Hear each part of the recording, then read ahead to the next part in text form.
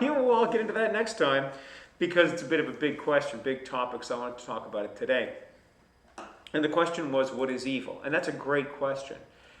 And the thing is that most of us think about evil through a very particular frame of reference, because most of us think about evil in terms of like your Hitlers or your Pol Pots or your Mussolinis or whatever. Like that's boy, is that evil. And I don't want to downplay that. It's all plenty evil. Don't worry about it. But in reality, those people who we regard as being the most evil weren't more evil than other people. They just had more power, more ability, more influence to do things that were evil. So why'd they do what they do? Why'd they do horrible things? I mean, now, very few people have ever done truly evil things, truly bad things, vicious or vindictive things, that kind of thing, out of a desire to be bad. That almost never happens. People don't say, well, I'm going to go and be evil now. No. Usually they think about themselves as being good, not just in a small capacity, but a very, very big one. You would ask them, why do you do what you do? And they'd say, I do what I do because I want my friends or my family or my homeland to be safe. I want to be taken care of. I want to have nice things. You know, all the things that we say about ourselves always, but they go about it in a different way. What's the difference? Once you've crossed over to evil, and I mean like actually evil, you are somebody who's going to start viewing other people and other things and whatnot only through your own lens, like only through your own frame of reference. You will say, these are things that I can take advantage of as I need to because I am me. And because I am me and I'm at the center of this story. I have no empathy for anybody else. So picture yourself watching a James Bond movie, for example. And when James Bond is skiing down a hill and then turns around and shoots the henchmen that are skiing down after him, we think about James Bond as being a good guy because he's the one through whose lens we're seeing the story. The henchmen are just the bad guys. They're nameless, faceless bad guys, and they go away. And you don't feel any empathy towards them. You don't say to yourselves, boy, I sure wonder what happened to all those henchmen. I hope their families will be okay, that kind of thing. Who cares, right? You don't think about that because that's not the frame of reference you've got. You have that main character, and everything that benefits them is good. Things that don't benefit them are bad. And you just sort of take the story's word for it. Now, in the real world, you don't tend to work like that because you tend to have empathy for the people that are around you. You view them not as accessories to what you want to do. You view them as a part of their own story and a part of their own world. You don't exist as an accessory to them, and they don't exist as an accessory to you either. That all makes sense. But once you're somebody who says, I don't care how they feel, I'm going to do what I want to do. Like when people have affairs, that kind of thing, they don't really take the feelings of their spouse into account. They say, but this is what I want. This is what I want out of my life and my world and my motivation. This is what I want to see happen, and I'm going to act on it. Sure. Now, most of that's on a very mundane level, right? Most of it's on a very mundane level where you cut somebody off in traffic because they were too slow, where you go in front of somebody in line because they weren't paying attention. Very minor things. You know, when you think about evil, again, as being like Hitler-level evil, but in reality, all these little tiny things that we do are just glimpses of that, right? They're just like little tiny bits and pieces of that same evil instinct that says, ultimately, I'm at the center. What I do is good because it benefits me, and my own good is the highest good there is. I am the center of the entire universe. Things that benefit me are by definition good. And things that hurt me are by definition bad. And when God's law conflicts with that, God's law is wrong in some way. You see that manifest quite frequently indeed. But again, it's usually on a small scale. Usually on a very small scale when we go about our daily work, our daily business, our daily evils. It's tiny things, little tiny things. It doesn't really affect people too much. But a point that C.S. Lewis makes in a different book, I think, is to say that people who do preposterously evil things aren't different from us in a material way. The people that do preposterously evil things are only different from us in an opportunity way. They have more ability to do awful things, not that they are uniquely evil. And getting ourselves over that bridge is very important. Getting ourselves past the idea that there are a few people who are uniquely evil and are therefore to be talked down to or avoided or to be held up as some sort of example of unique evil. It doesn't really work that way. That flaw in the human heart is there in all the human hearts regardless. And there's plenty of avenue to act on that. All right, I hope that answered the question of evil well enough. I'm sure it didn't. If there are more questions about what is evil, continue asking them. And if I don't have time for them in our current session, as I said, happy to take the questions. May have to get to them next time. But for now, let us begin chapter 7 on human pain. Part 2. Because, of course, we all like human pain so much that we want to go back to it twice. All things which are as they ought to be are conformed unto this second law, eternal, and even those things which to this eternal law are not conformable, notwithstanding in some sort ordered by the first eternal law. In this chapter, I advance 6 propositions necessary to complete our account of human suffering, which do not arise out of one another, must therefore be given in arbitrary order. Number 1, there is a paradox about tribulation in Christianity. Blessed are the poor, but by judgment, i.e. social justice, and alms, we are to remove poverty whenever possible. Blessed are we when persecuted, but we may avoid persecution by flying from city to city, and may pray to be spared it, as our Lord prayed in Gethsemane. But if suffering is good, ought it not to be pursued rather than avoided? I answer that suffering is not good in itself. What is good in any painful experience is, for the sufferer, his submission to the will of God, and for the spectators, the compassion aroused and the acts of mercy to which it leads. In the fallen and partially redeemed universe, we may distinguish, number 1, the simple good descending from God, number 2, the simple evil produced by rebellious creatures, and number 3, the exploitation of that evil by God for his redemptive purpose, which produces, number 4, the complex good to which accepted suffering and repented sin contribute. Yeah, okay, so this is...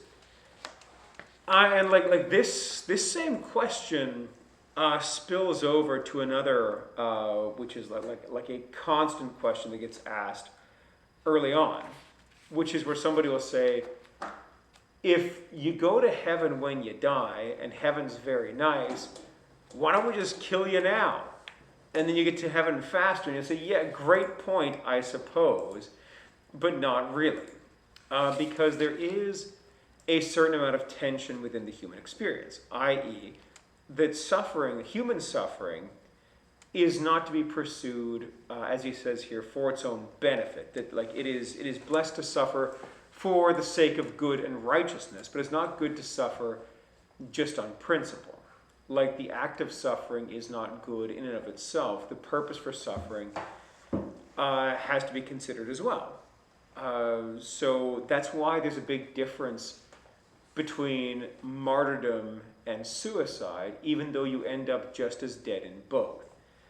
But the question is, why did you die? Because in martyrdom, if you are a martyr for your faith, if you die on purpose for your beliefs, you could say that that's a sort of suicide, where you are deliberately intending not to survive something, and therefore your death is caused by yourself, which is true, but it's not as simple as just saying that those two things overlap, because there's a difference. When, I think it's G.K. Chesterton, but I could be wrong, when he's talking about the difference between suicide and martyrdom, he says that somebody who, and he's talking in very broad brushstrokes here, so don't take it too seriously, but he says the person who's committing suicide loves himself so much that he takes himself out of the world, whereas the person who is a martyr loves so much of the world and God that he is not willing to even help himself to survive in order to not encourage it, if you see what I mean. So the suicide dies for himself, and the martyr dies for the good of the world and for those around him and for the will of God and all those things. It's a very stark and very big difference. Even though, as I've said, you end up just as dead. There's no distinction there. I'm not going to say you end up slightly more dead if you're a martyr than if you're a suicide. You end up just as dead. But you've got to consider why you do what you do, if there's a reason behind it that's important. Now, the fact that God can make complex good out of simple evil does not excuse, though by mercy it may save, those who do the simple evil. And this distinction is central. Offenses must come, but woe to those by whom they come. Sins do cause grace to abound, but we must not make that an excuse for continuing to sin. The crucifixion itself is the best as well as the worst of all historical events, but the role of Judas remains simply evil. We may apply this first to the problem of other people suffering. A merciful man aims at his neighbor's good, and so does God's will, consciously cooperating with the simple good. A cruel man oppresses his neighbor, and so does simple evil. But in doing such evil, he is used by God without his own knowledge or consent to produce the complex good. So that the first man serves God as a son, and the second as a tool. For you will certainly carry out God's purpose however you like, but it makes a difference to you whether you serve like Judas or like John. The whole system is, so to speak, calculated for the clash between good men and bad men, and the good fruits of fortitude, patience, pity, and forgiveness for which the cruel man is permitted to be cruel presuppose that the good man ordinarily continues to seek simple good. Judas's role that's brought up here, boy, that's interesting, isn't it? Because, of course, Judas, as the one who betrays Christ. Now, that's interesting in and of itself. What's Judas doing? Why is Judas required to betray Christ? Great question. So, where Jesus is arrested, he is arrested without a big crowd around him. There are a couple of other times where the Pharisees seek to lay hands on him and to drag him away, but they fear the crowds, so they don't. All right, fine. But then you have a time when Christ is isolated off from the big crowds, doesn't have a whole big bunch of people around him all the time, just by himself with his close friends and confidants, and that's when Judas shows up. Now, you would think that Jesus of Nazareth would be well enough known that you wouldn't need somebody to show you who he is, right? Like, why do you need Judas to put a positive ID on him? Well, I mean, in order to take away the idea or the impression that in some way they had gotten the wrong guy. I believe it's the Islamic faith that tells you that they didn't actually crucify Jesus. They crucified somebody who looked like Jesus, but not Jesus himself. That he was not taken away and crucified at all. That Jesus never died and ascended into heaven without being killed, that kind of thing. They'll tell you that. But in order for that to be the case, you would have to have Judas having done nothing. But Judas gives a positive idea to Jesus Christ, which leads to his death. Now, we would say, correctly, that the death of Christ is vital. It's vitally important. It's the central event around which history turns. All of history is either before that moment or after it. All of history lives in either the promise or the realized crucifixion of Christ. That's where all of history turns and rotates and finds its footing. But Judas's role is still not a good role, even though it's necessary. Like this idea that if you've ever seen Jesus Christ Superstar, that Judas ends up being a very main character in that as a redeemed part of the story, because he's absolutely vital and extremely important, and like you absolutely need him, that kind of thing, and that he's a conflicted character who wants to do what's right and good, and he's the right-hand man of Jesus Christ and so on. Yeah. But he doesn't have a part to play in the story that is a good part, even though it's a necessary part. And that seems like hard to parse, that the role of Judas is not a blessed, wonderful thing. It's still like wildly bad. I mean, when Jesus is talking about him, he says of Judas, it would be better if he'd never been born. Like Judas is like an unqualified bad guy in the story, even though his evil was necessary. That's part of the story. And in all honesty, if we understand the pain of Christ in that capacity, that there had to be evil along with there being good, then that helps us to understand the role of other people in the world as well.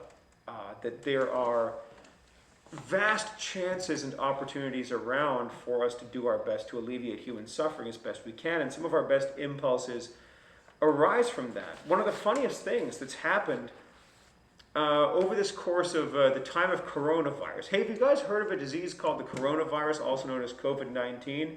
It's pretty obscure, you may never heard of it. But this has been the closest that we've seen in my lifetime to people working together to accomplish a task. Now, that doesn't mean that COVID is good. It's not good. Believe me, it's not good.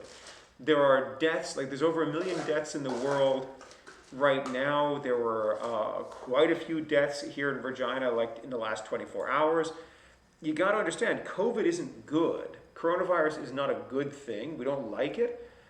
But it is unlocking something within us that's making us work together in a way that we weren't before, to try hard and to put our best minds into accomplishing a task for the good of the world, which we weren't doing beforehand. Like now all of a sudden people are, you ever heard the expression big pharma? Yeah, I've heard that too. But like up until recently, everybody's all like, ooh, I do hate big pharma. AstraZeneca and Pfizer, those are bad guys. Yeah, all right. But guess what? Those bad guys are now the ones that were just sitting here huddled at home with all the lights off, waiting for them to ride in and save us now. Like it's all these big drug companies. And Russia's Sputnik. They have a vaccine called Sputnik. That's actually true if you want to Google that. They for sure have a vaccine that they're producing called Sputnik. But like all these big companies that we had happily put in as being villains and just bad news, sure enough, are being like our big saviors right now. And this wouldn't have happened absent something that we were all like terrified of and very concerned of and whatnot. And it shows that these companies and this research and these scientific minds that are at work, if they are at work on a problem that needs to be resolved for the good of humanity, they can do amazing things. It's not just getting proper pH balance for your hair. That's not all scientists do. They're able to do amazing, wonderful, life-saving work, and this has highlighted that. It's been great for that, but you have to have this miserable process that you go to get that done. Otherwise, you're only going to have them solving proper pH balance for your hair and like Viagra and like that's it. And why do they do anything else? They're only going to do what's profitable unless they're being compelled to do what's necessary, which I imagine is also profitable.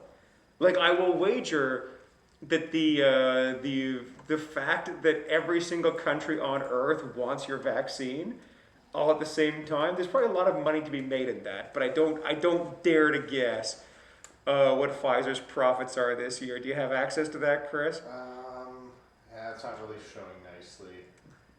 I bet it's a lot. So yeah, I mean, like in many ways, and like it shouldn't have to be this way, but it is this way, that the presence of evil is going to bring out the opportunity for good, which again, it shouldn't have to be that way, but like here we are, right? All right. The whole system is a clash between good men and bad men? Yeah, absolutely.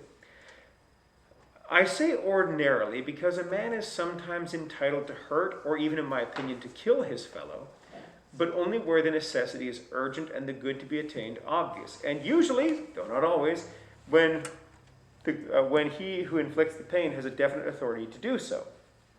A parent's authority derived from nature, a magistrate's or soldier's derived from civil society, or a surgeon's derived most often from the patient. To turn this into a general charter for afflicting humanity because affliction is good for them, as Marlowe's lunatic Tamburlaine boasted himself in The Scourge of God, is not indeed to break the divine scheme, but to volunteer for the post of Satan within that scheme. If you do his work, you must be prepared for his wages.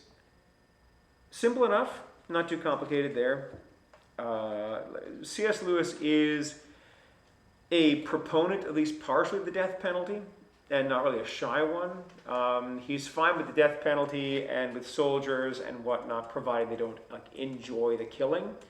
But if they view that as being a necessary thing that has to be done to defend other people and to protect them, that's kind of what you got to do. Your mileage may vary. I'm not here to argue for or against the death penalty at this given juncture. I would say that if the death penalty was like universally morally bad, it probably wouldn't be covered as much as it is in the Bible by telling you how to do it. Like, the Bible's a big, thick book. If God had intended anywhere in there to tell you, hey, capital punishment is always bad, he probably could have said so instead of saying, here's how you should go about executing capital punishment on people. Now, like, you can have in mind that Christ, with the woman caught in adultery, tells her to go and sin no more and tells everybody to go away and not stone her. But he is busting up a religious sentencing, is what he's doing. Like a religious stoning on religious principles that are like from Mosaic laws. So you can't really look at the death penalty itself and say that God universally opposes it for all circumstances. It doesn't seem to track very well with what we know of the Bible anyway. The problem about avoiding our own pain admits a similar solution. Some ascetics have used self-torture. As a layman, I offer no opinion on the prudence of such a regimen, but I insist that whatever its merits, self-torture is quite a different thing from tribulation sent by God. Everyone knows that fasting is a different experience from missing your dinner by accident or through poverty. Fasting asserts the will against the appetite, the reward being self-mastery and the danger pride. Involuntary hunger subjects appetites and will together to the divine will, furnishing an occasion for submission and exposing us to the problem, to the danger of rebellion. But the redemptive effect of suffering lies chiefly in its tendency to reduce the rebel will.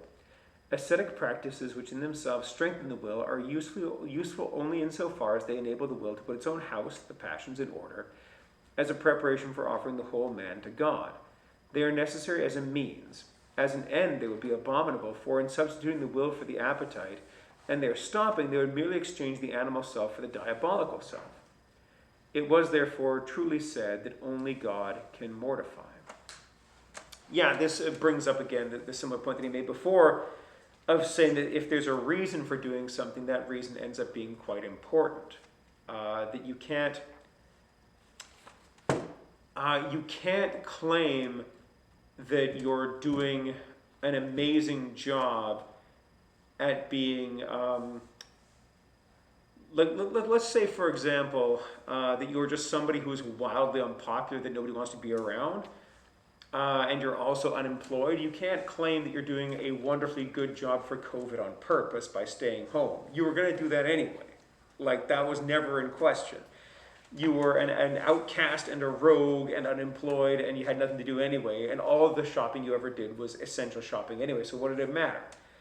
And you can't claim that as a virtue then. Something is only virtuous if you're doing it purposefully and deliberately. You can't sort of, like, you can't claim it was a virtuous experience to not go to the casino when it was closed, right? Like, you can't be like, well, I didn't go to the casino last week, that was good of me. Yeah, you couldn't get in, it was closed. What was your point? Anybody who was staying away from restaurants, like in Alberta, if you were staying away from restaurants like last week because you were intentionally doing so, that's one thing. But to claim that you're staying away from them next week when they're all shut, that doesn't count. There's no virtue in that, right? Because that's just you doing what you can do anyway. The idea that you are going to be putting your house of passions in order as a preparation for offering the whole man to God.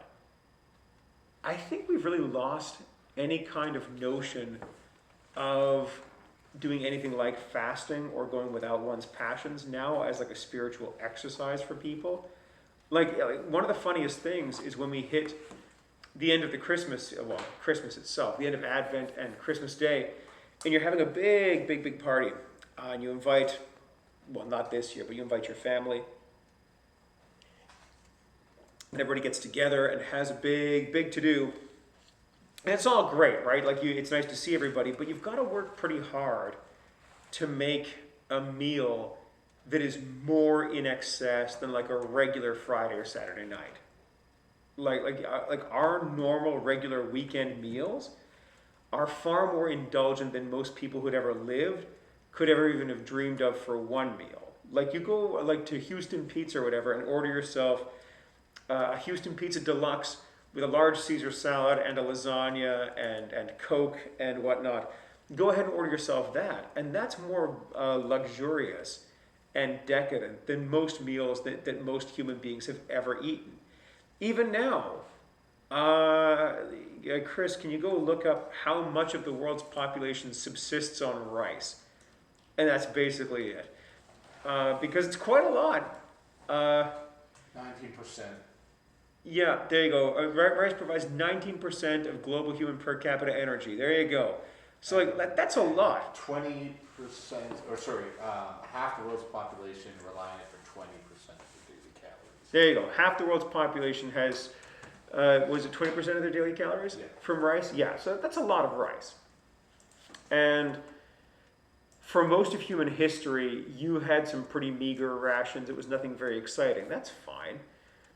But now when you hit Christmas, you've got to really crank it up to have something at Christmas that's more decadent than you have normally. Even more so, do you remember Buffalo Days? And now they're the Capital X or whatever, or no, Queen City X. I preferred Buffalo Days. It was a much quainter name. Back in my day, they used to serve like hot dogs, hamburgers, cotton candy, like that kind of thing. Mini donuts were always a big seller. Miniature donuts, that kind of thing. But now they have to work hard to top what you would get normally, because now where you have and it wasn't always this way, because you didn't used to be able to get hamburgers, hot dogs, cotton candy, like all these things. Again, in my day you could, but mini donuts were a great example. For most of the year, the only mini donuts you ever saw were at the Calgary Stampede when I was growing up. That's it. You didn't get them any other time. But now that you can get mini donuts in other places at other times, like you can get them at the Brand Center or whatever, that's fine. But now the carnival has to work hard to go to greater and greater levels of excess, where now you get like deep fried butter and deep fried Kool-Aid and deep fried Oreos, and like there's like always new food every year that has to go to the next level of deep fried decadence, because you can now get absolute luxury on like pretty much every corner, and have done for a while. Fine and good. But this idea that we should be mortifying our passions in some way, going without, is so foreign to modern human beings that they never even really consider it. Like they never consider, like unless they're on like a strict diet for like weight loss purposes or for managing diabetes or something like that, or like a gluten-free lifestyle, that kind of thing. But they don't really think about it any other time. People don't mortify their flesh and their passions as a spiritual exercise, as a way of taming those passions and putting them into submission, as Paul says to do. Paul's like, I beat my own body into submission, says Paul, and he's right to do it. But very few of us do that now, to the point that now when our lives of luxury get disrupted even a little bit, because like even during this coronavirus time, almost none of us had any difficulty eating or having shelter or keeping the lights on or anything like that. But even when our luxuries were pulled back by a very slight amount, where like now you have to go to the restaurant, pick up your food and take it home and eat it there, and you're like, gee whiz, what is this? The gulag? No, like it's not that bad, but we're so used to luxury that even like the slight pulling back of that luxury seems like misery. It's not though. Only got one more. Tribulation does its work in a world where human beings are ordinarily seeking by lawful means to avoid their own natural evil and to attain their natural good, and presupposes such a world. In order to submit the will to God, we must have a will, and that must have objects. Christian renunciation does not mean stoic apathy, but a readiness to prefer God to inferior ends which are in themselves lawful. Hence, the perfect man brought to Gethsemane a will, and a strong will, to escape suffering and death, if such escape were compatible with the Father's will, combined with a perfect readiness for obedience if it were not. Some of the saints recommended a total renunciation at the very threshold of our discipleship, but I think that this can mean only a total readiness for every particular renunciation, so that may be demanded, for it would not be possible to live from moment to moment, willing nothing but submission to God as such. what would be the material for the submission? It would seem self-contradictory to say what I will is to subject what I will to God's will, for the second what has no content. Doubtless we all spend too much care in the avoidance of our own pain, but a duly subordinated intention to avoid it using lawful means is in accordance with nature, that is, with the whole working system of creaturely life for which the redemptive work of tribulation is calculated. I'm not really sure if I got what he was going for there, and that's fine. I may have missed it somehow. This the sentence that does make sense, I suppose, to me, is the one that says Christian renunciation does not mean Stoic apathy, but a readiness to prefer God to inferior ends which are in themselves lawful. Hence the perfect man brought to Gethsemane a will and a strong will to escape suffering and death, if such escape were compatible with the Father's will, combined with a perfect readiness for obedience if it were not. It is worth commenting, as we should all know, that Christ was not exactly thrilled to get crucified. Yeah, exactly. He was willing to be crucified, of course, but he wasn't looking forward to it. He wasn't saying, this is going to be great, I'm going to love it.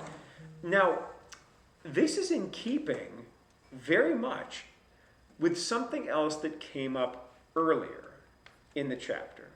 Earlier in the chapter, he said that it's one thing to go without dinner out of like a commitment and a desire to be fasting or whatever, and it's quite another thing to go without dinner because you can't afford it or because you forgot or it got too late or whatever. Those are different things. In the same way, it's quite one thing for us to die, or for the thieves on the cross.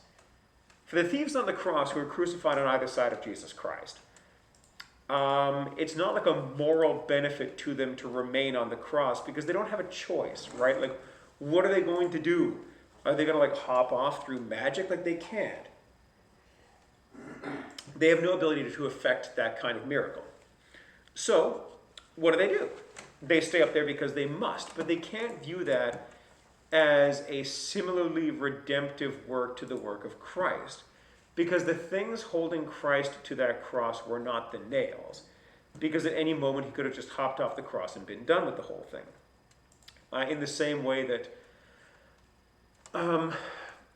like if your children are like wrestling you around and holding you down, the thing that's holding you down is not them. It's your will to stay down. If you choose to get up at any moment and to fight back, your children will be overpowered very, very, very quickly indeed.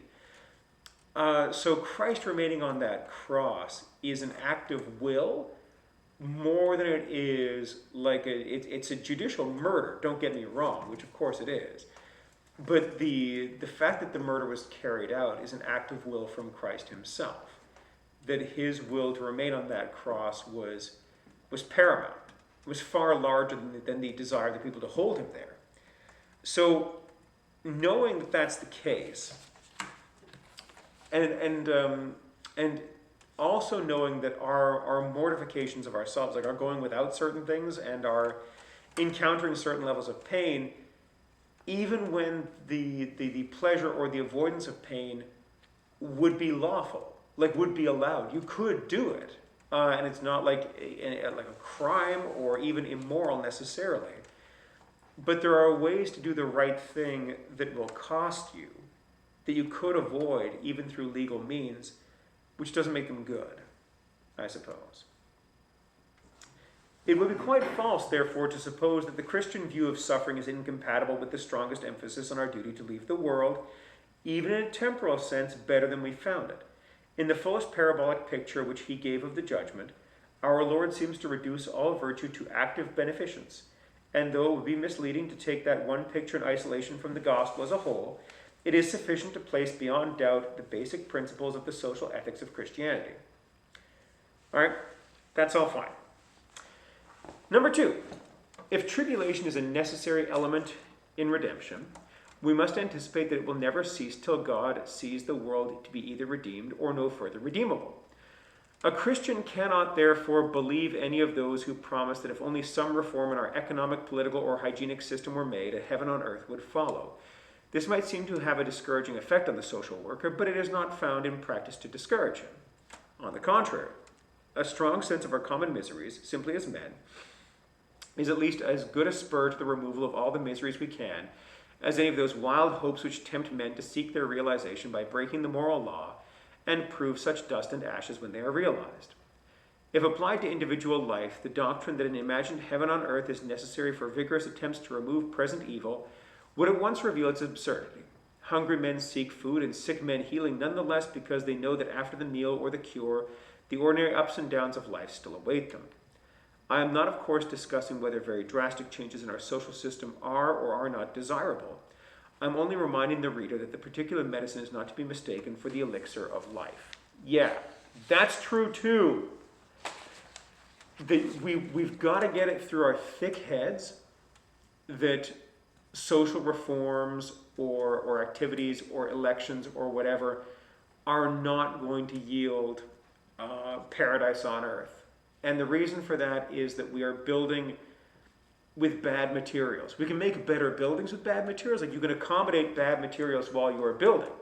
You can accommodate them and straighten them out and do your best to make them into the right, like a good building.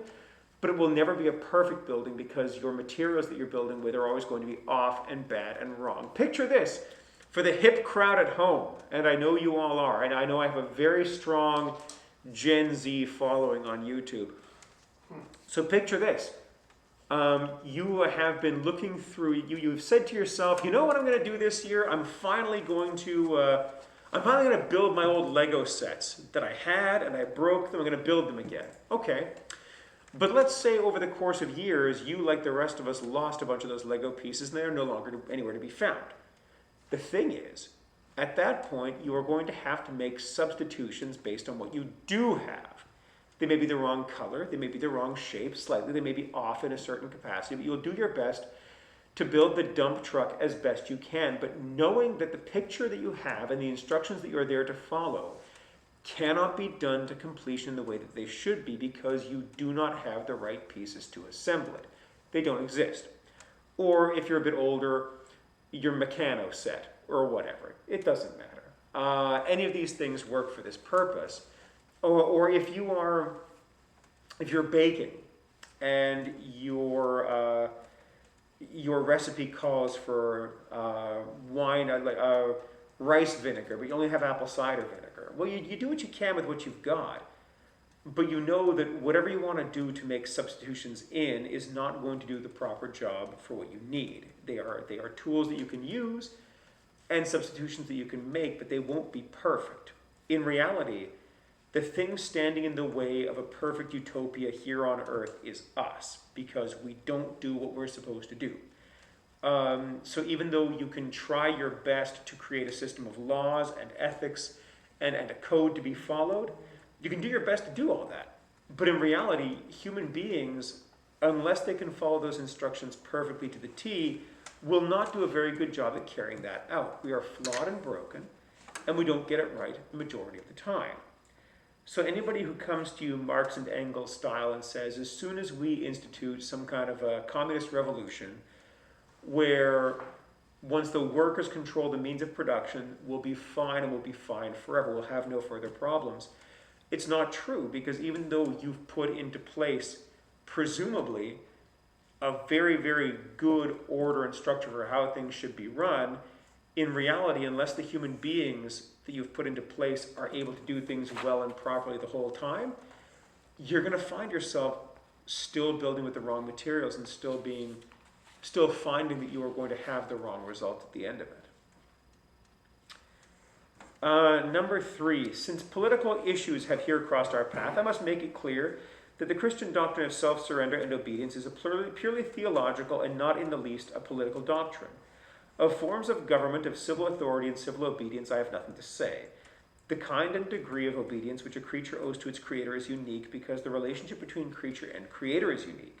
No inference can be drawn from it to any political proposition whatsoever. Yeah, that's also true and should be remembered more than it is, because you cannot have a country that is run on Christian principles, because there is no Christian government set up in the Bible or anywhere else. Like you can have an Islamic state that is run by Islamic principles because they have an Islamic system of government that they can follow.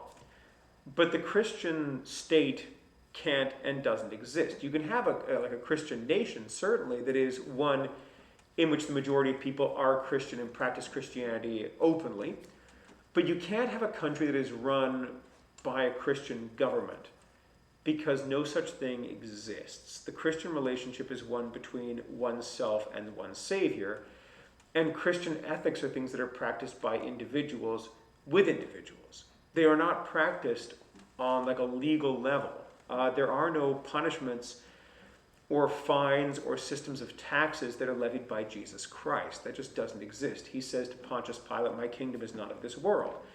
Which means that you can be a Christian in like democratic 21st century Canada, as well as being a Christian in like feudal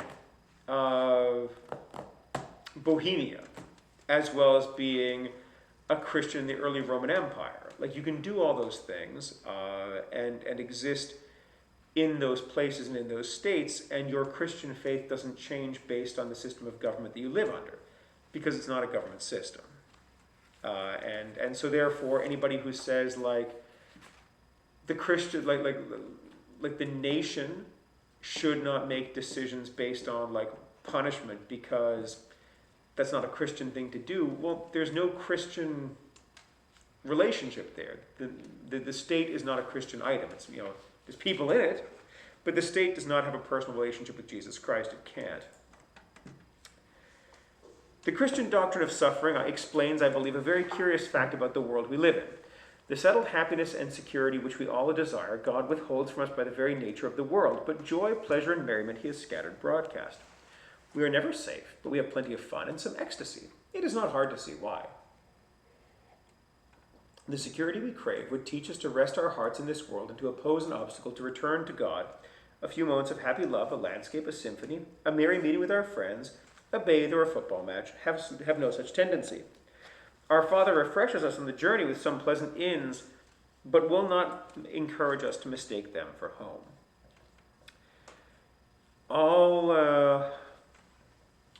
All permanence is fleeting in this world, and I think we're learning that now more than we have in some time.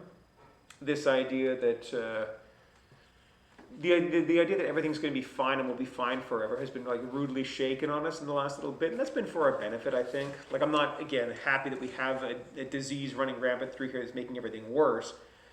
But there was an important lesson that we needed to learn, which was that you have no guarantee of life and days, and that your grip even on life itself is ultimately tenuous.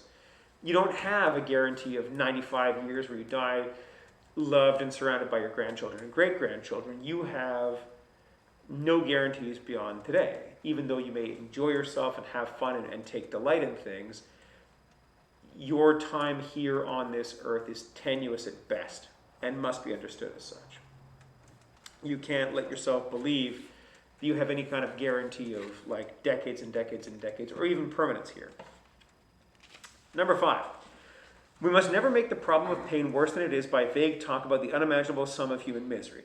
Suppose that I have a toothache of intensity X, and suppose that you who are seated beside me also happen to have a toothache of intensity X. You may, if you choose, say the total amount of pain in the room is now 2X, but you must remember that no one is suffering 2X. Search all time and space, and you'll not find that composite pain in anyone's consciousness. There is no such thing as a sum of suffering, for no one suffers it. When we have reached the maximum that a single person can suffer, we have no doubt reached something very horrible. But we have reached all the suffering that there ever can be in the universe. The addition of a million fellow sufferers adds no more pain. Okay. Not much to say there. And then number 6, and finally, of all evils, pain is only sterilized or disinfected evil. Intellectual evil or error may recur because of the cause of the first error, such as fatigue or bad handwriting, continues to operate. But quite apart from that, error in its own right breeds error. If the first step in an argument is wrong, everything that follows will be wrong. Sin may recur because the original temptation continues, but quite apart from that, sin of its very nature breeds sin by strengthening sinful habit and weakening the conscience. Now pain, like the other evils, may of course recur because the cause of the first pain, disease or an enemy, is still operative, but pain has no tendency in its own right to proliferate. When it is over, and the natural sequel is joy. This distinction may be put the other way around. After an error, you need not only to remove the causes, the fatigue or bad writing, but also to correct the error itself. After a sin, you must not only, if possible, remove the temptation, you must also go back and repent the sin itself. In each case, an undoing is required. Pain requires no such undoing. You may need to heal the disease which caused it, but the pain once over is sterile. Whereas every uncorrected error and unrepentant sin is in its own right a fountain of fresh error and fresh sin, flowing on to the end of time. Again, when I err, my error infects everyone who believes me. When I sin publicly, every spectator either condones it, thus sharing my guilt, or condemns it with imminent danger to his charity and humility. But suffering naturally produces in the spectators, unless they are unusually depraved, no bad effect, but a good one, pity. Thus, that evil which God chiefly uses to produce the complex good is most markedly disinfected or deprived of that proliferous tendency, which is the worst characteristic of evil in general. Yeah, good point there, which is to say that pain is not by its nature evil, but evil seems to produce pain quite easily and quite readily, and that's what should be redressed. Now, most people don't do that. They try and treat the symptom, not the cause. They'll try and say, boy, I sure didn't like getting caught. How can I make it so I don't get caught quite as much? That's not the point. The point is not, did you get caught in your affair? The point is, were you having the affair to begin with? Because the affair, which produced the hurt in your marriage, that kind of thing, is what needs to be redressed, not the being found out. The being found out is one thing, but that's a totally different thing altogether. Was there a question out there? Vicky wants to know what germs means, I think. What are germs? Great, good. Like viruses or bacteria? I presume viruses. All right, now this is when Garth outclasses me on this, and I'll do my best to explain what a virus is and what it does. And that viruses are maybe alive, but maybe not. Garth says no. Garth says they are not alive at all. So what they do is they hop onto your cells and they hijack your cells and they make your cells, like they override your cell's programming. And they make your cell do things that your cell wouldn't otherwise normally do, i.e. they make your cell make copies of the virus. Now that means that the virus doesn't have the ability to make its own stuff. It doesn't have its own hardware sufficiently required to make to replicate itself, to go through the process of life, that kind of thing. All it can do is take your cells over and ruin them. So when your body is fighting off that virus, it's got to look for certain key signs that will activate your own personal defense mechanisms that will rise up and fight against it. Bacteria are different because bacteria are alive. And bacteria are little individual cells that get into you and multiply in the home that you give them. And they can be fought with antibacterial stuff, and they can go away like that. Viruses, you've just got to wait for your own body to tough that one out and to figure out how to fight it as best it can. The only other way around it is to give you a vaccine, which they're working on right now for COVID. And what the vaccine does is it gives inert or dead virus matter into your body, which your cells will recognize, learn how to fight, and be equipped for, so that when the real virus gets introduced, your cells can fight them off pretty rapidly, as opposed to having to start developing a plan at the moment of danger, if you see what I mean.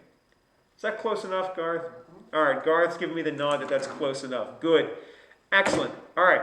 That'll do for tonight. Thank you for joining us online or in person, and we'll catch you guys in either a half an hour or later on this week. Thanks for joining us.